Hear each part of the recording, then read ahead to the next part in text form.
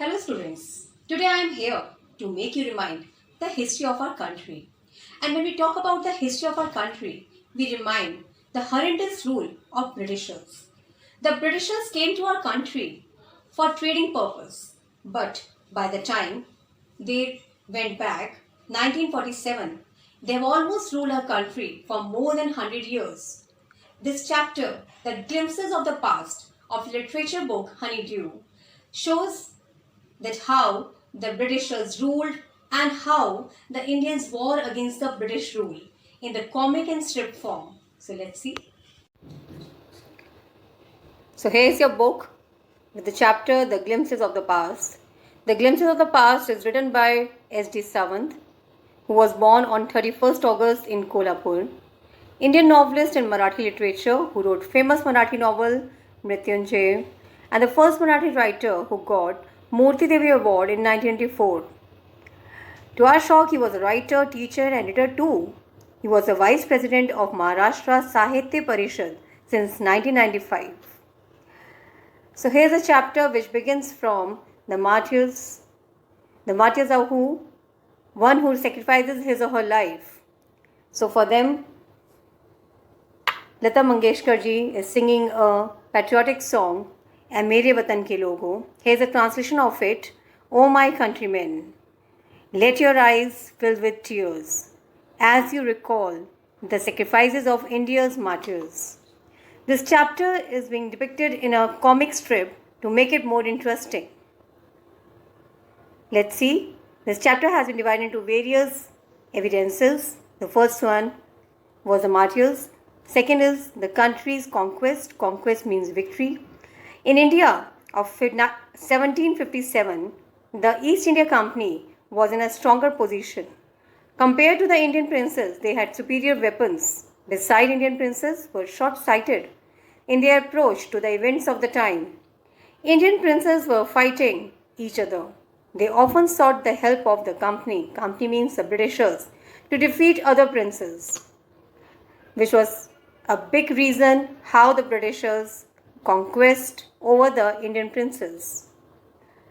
Later, the British rule in 1765 to 1836. Here, the social fabric was in a bad shape. Religious leaders preached absurd practices like untouchability, child marriage. In truth, Indians had lost their self-respect. The Britishers scorned them. The farmers and the artisans were the worst hit. Heavy taxes ruined the farmers. The British cut the thumbs of expert artisans. The British used every method to make maximum profits. The imports from England became tax-free. Later, the chapter depicting about the Raja Ram Mohan Roy. His period was 1772 to 1833. He was a learned person from Bengal, understood what was wrong with his country. He was attracted by science and modern knowledge. He went to England and fight for the justice of India. He said to his wife, very deep quotes, that cows are of different colors, but the color of their milk is the same. That depicts the different teachers have different opinions, but the essence of every religion is the same. He played a very vital role in awakening the Indians.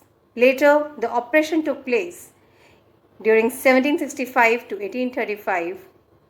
In 1818, a resolution was passed. Under it, an Indian could be jailed without trial in a court. So this made everyone very astonished that how could the Indians could be put in jail without trial in the court. The British officials drew large salaries. Besides, they made fortunes in businesses. In 1829, Britain was exporting British goods worth 7 crore rupees to India. So all the time the British officers in India who were doing their big salaries were taking the other advantages also and made a lot of fortunes in their private businesses also. So at that time, Bentinck was the Governor General of India. The bones of the cotton weavers are bleaching the plains of India. Thus, the Britishers prospered as the ruins of the Indian industry. They make the huge profits by deploying the artisans of the country. dissatisfaction arose in 1835-1856. Now over here, in 1835, Lord Macaulay suggested that the medium of education in India should be English. The proposal was carried. The aim was to produce an army of clerks to assist the Britishers. It happened, but it also produced a new generation of intellectuals.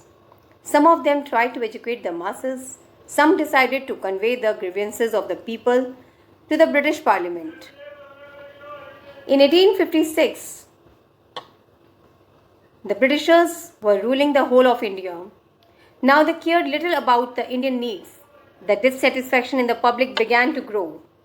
People wanted to get rid of Britishers. The sparks happened to be in 1855 to 1857. Some Indian soldiers in East India Company were ill-pleased with the attitudes of East India Company. A soldier named Mangal Pandey, whose picture is also on the screen, attacked the adjutant of the regiment and executed. The English did not care about the Indian customs. Now over here, secretly the chapatis were sent from village to village. With them was the message that the native emperor would want their services. Similarly, a lotus flower was circulated among Indian soldiers. The masses also gave all help and support. So in this way, that rose to the revolt of 1857. Now in 1857, a violent revolt was broken in Meerut. The sepoy who had revolted marched to Delhi. They were shouting the slogans in favor of Bahadur Shah Zafar.